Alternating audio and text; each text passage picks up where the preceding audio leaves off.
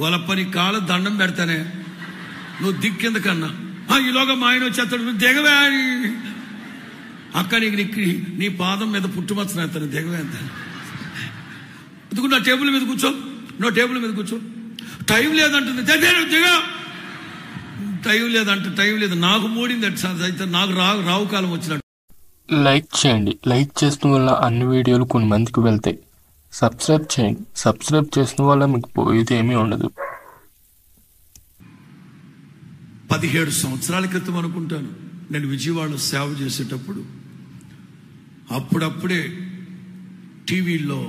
TV ప్రోగ్రాముల్లో Yesanna గారు ఆయన తర్వాత నేను వాక్యం చెప్తున్నాం. 25 నిమిషాలు వాక్యం చెప్పాక ఆ తర్వాత ఒక పాట వస్తుంది. ఆ పాట వచ్చేటప్పుడు మీ ఫోన్ నెంబర్ ఇవ్వండిరా, ఎవరైనా ప్రార్థన అవసరాలు ఉంటే ప్రార్థన చేయించుకుంటారు అన్నారు. రాజు పాస్టర్ది, నాది, సాగరు, అంతే, మేము ముగ్గురు అనుకుంటే రమేష్ ఇచ్చాం. ఒకరోజు టీవీలో ప్రోగ్రాం వస్తూ ఉంది, ఫోన్ నంబర్ వచ్చినట్టు. ఎవరో ఒక ఆవిడ ఫోన్ చేసింది హైదరాబాద్ నుంచి.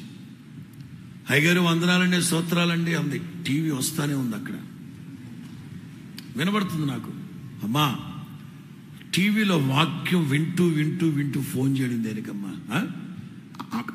చూశాక ఆ తర్వాత కాస్త తాపీగా చేయకపోయావా, మాట్లాడదాం.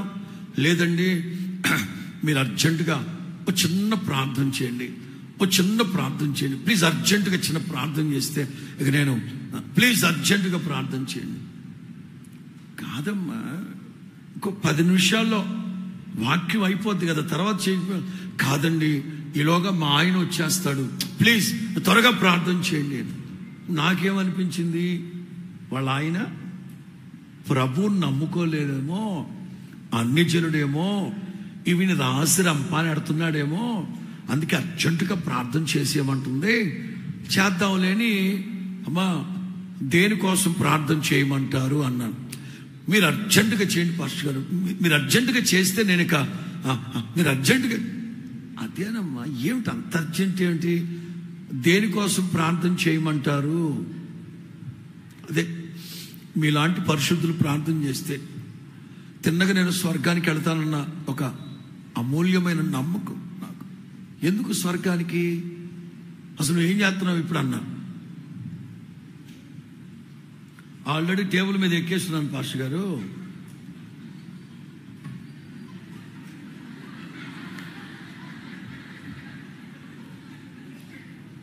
టేబుల్ మీదకి ఎక్కి ఫ్యాన్కి వేసేసుకుందంట.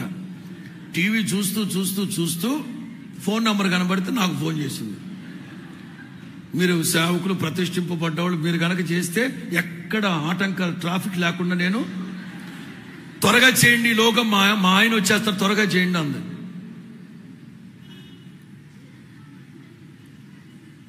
ఆవిడ చచ్చింది అనుకో. ఆఖరి ఫోన్ నెంబర్ ఎవరిది?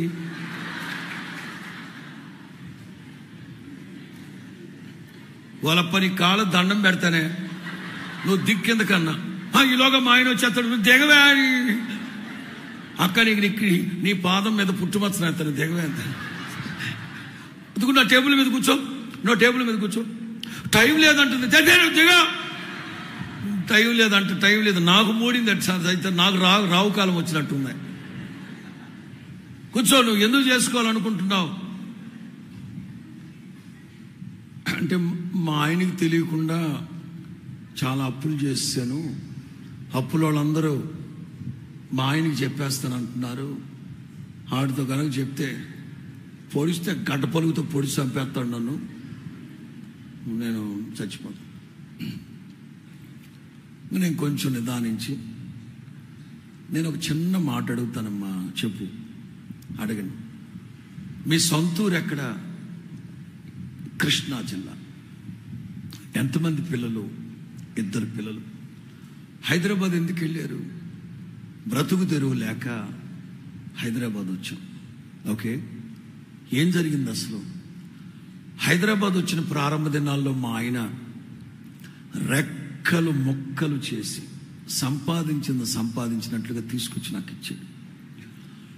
ఏదో గంజో గడుగు తాగి పిల్లలకు పెట్టి పిల్లల్ని ఏదో చదివించి కాలక్రమేణా డబ్బు ఎక్కువైంది, చెడు అలవాట్లు ఎక్కువైపోయినాయి, వ్యభిచారానికి అలవాటు పడ్డాడు. నేను అప్పులు చేయక తప్పలేదు. హైగారు నేను అప్పు చేసి నేను ఒక్క టీ తాగిన పాపాను పోలేదు. కేవలం పిల్లల కడుపు నింపడానికి, పిల్లలకి ఫీజు కట్టడానికే చేశాను. నేనంటూ ఒక్క జాకెట్ ముక్క కూడా కొనుక్కోలేదయ్యా. ఇది జరిగింది. కానీ మా ఆయన నన్ను అర్థం చేసుకోరు. నేనన్నాను, ప్రార్థన చేస్తా. ఈ రాత్రికి మీ ఆయన వచ్చాక కూర్చోబెట్టి ఉన్నది ఉన్నట్లుగా మీ ఆయనతో చెప్పు. అర్థం చేసుకునే మనస్సు ప్రభువుని ఆయనకి ఇస్తాడమ్మా. మా ఆయన నన్ను చంపడు కదా. ఎందుకు చంపుతాడమ్మా? నీ మనస్సులో ఉన్న విషయాలు మీ ఆయనతో పంచుకోమ్మా. అస్సలు మాట్లాడినివ్వడండి. మాట్లాడతాడులే, ప్రార్థన చేద్దాం. షాలేము రాజుగా ప్రభు కార్యాన్ని జరిగిస్తాడు, మాట్లాడమ్మా. వాళ్ళ ఆయన వచ్చిన తర్వాత చెప్పిందంట, ఏమండి ప్రారంభంలో మీరు బాగానే పైసలు ఇచ్చారు, నేను పిల్లలకి పెట్టుకున్నా. కాలక్రమేణా పిల్లలకి కడుపు నింపడం కోసం, బళ్ళో చేర్చడం కోసమే నేను అప్పు చేశాను. ఈ అప్పు పూడ్చడానికి ఇక్కడ అప్పు చేశాను, ఈ అప్పు పూడ్చడానికి అక్కడ అప్పు చేశాను. ఒక్క జాకెట్ ముక్క కూడా నేను కొనుక్కోలేదు. వాళ్ళందరూ నన్ను బెదిరించి బ్లాక్మెయిల్ చేస్తున్నారు. ఈ మైక్రో ఫైనాన్స్ ఇచ్చిన వాళ్ళందరూ బ్లాక్మెయిల్ చేసి భయంకరమైన పరిస్థితి, కాల్ మనీ ఇట్లాంటి దుర్మార్గమైన పనులు చేశాను. భర్తతో చెప్తే వాడు తిరిగిపోతాడు, తాగుపోతాడైనా అర్థం చేసుకున్నాను. నేనంటాను, భర్తకు తెలియకుండా మీరు ఏది చేయొద్దు, భార్యకు తెలియకుండా మీరు ఏది చేయొద్దు. రేపటి రోజున అకస్మాత్తుగా ఏదైనా జరిగితే ఎవరు దానికి బాధ్యులు? బైబిల్లో ఆధారాలు లేవా? ఎలీషా రోజుల్లో యవ్వన విధవరాలు వచ్చి ఎలీషా దగ్గర మొరపెట్టుకోలేదా? మీరు వృద్ధి చెందాలంటే, అభివృద్ధి చెందాలంటే మీకు యథార్థంగా ఎర్నెస్ట్ డిజైర్ ఫర్ ఇంక్రీజ్, అభివృద్ధి చెందాలి అనే యథార్థ హృదయం మీకు ఉండాలి. గుణవతి అయిన భార్య కోసం రాసింది అక్కడ. మగాన్ని పెట్టండి అక్కడ. మీరేదైనా చూసారా, దాన్ని కొనాలనుకుంటున్నారా? విచారించండి. ఇర్మియా ఏమంటారు? పురాతనమైన మార్గాలలో నిలిచి అడిగి తెలుసుకోండి. మార్గాలలో నిలిచి చూడండి, పురాతనమైన మార్గాలు ఏమిటో అడిగి తెలుసుకోండి. అపోస్తులు ప్రవక్తలకి అప్పగింపబడిన విశ్వాసాన్ని గురించి తెలుసుకోండి. ఏ సంఘానికి పడితే ఆ సంఘానికి వెళ్ళడం కాదు. ఆది అపోస్తుల పునాదుల మీద కట్టబడుతున్న సంఘం ఏమిటో అడిగి తెలుసుకోండి. తామిద్దరూ కూడబెట్టిన డబ్బులతో ఒక పొలాన్ని కొనిందట. స్తోత్రం చెప్పండి గట్టిగా.